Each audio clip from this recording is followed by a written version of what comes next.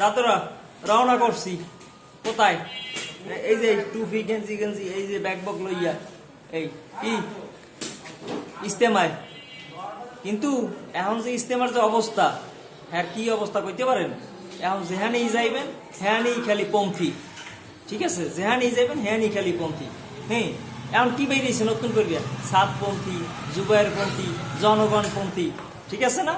আগে যখন আমরা যাইতাম রাসূলের কালাম শুনতাম, আল্লাহ নবী যে সব কথাবার্তা কইতে সেইসবই কিন্তু আমরা শুনতাম। এখন হ্যাকি হয়ে গেছে, এখন সব পন্থীতে পন্থীতে চলে গেছে।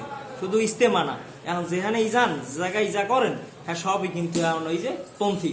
হ্যাঁ, আওয়ামী পন্থী, হ্যাঁ বিএনপি পন্থী, হ্যাঁ লাঙ্গল পন্থী, এখন সব হইলো পন্থী। পন্থী ছাড়া আর কোনো কিছু নাই। ঠিক আছে, এখন যে যাই একটু আল্লাহর নাম লমো, হ্যাঁ আর এখন কোন কোন পন্থী আমি? এই এখন আমি তো নামাজ কালাম পড়ি, রোজা রাখি। ঠিক আছে না?